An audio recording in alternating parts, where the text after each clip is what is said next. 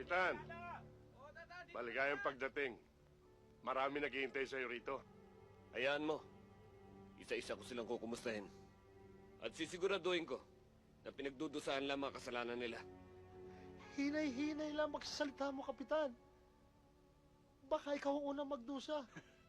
Saka tama-tama dating mo eh. Matagal lang walang natitigbak dito eh.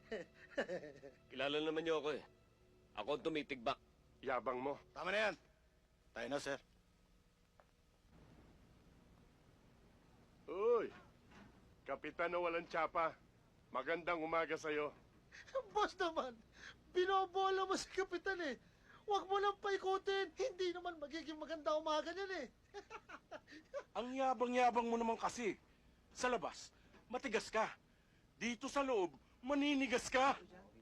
Alam mo, may pustahan kami ng mga kakosa ko rito eh.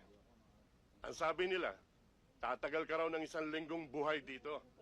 Ang pusta ko, hindi.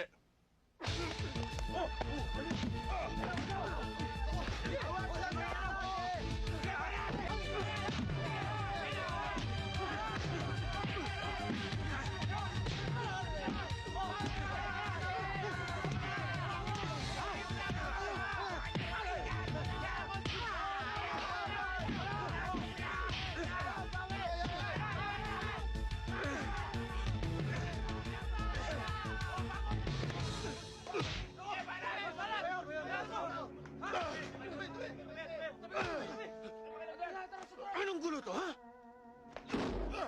Mayor, pasensya ka na. Malaki lang ang traso sa amin ng taong yan. Hindi na mauulit. Titimpi muna kayo bago kayo kumilos, ha? Opo, opo, Mayor. Wala ngayon, walang gagalaw kay Kapitan! Maliwanag!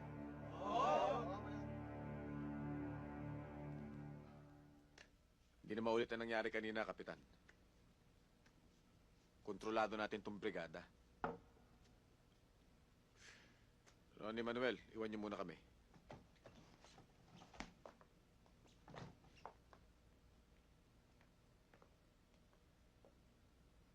Padua. Salamat ulit. Nagbabayad lang ako ng utang na loob. Ngayon, patas na tayo. Alam mo, nagpunta ako rito hindi lang para magpasalamat. May mga gusto akong itanong. Alam kong masasagot mo. Para mo akong iniimbestigahan niyang, Kapitan, ah.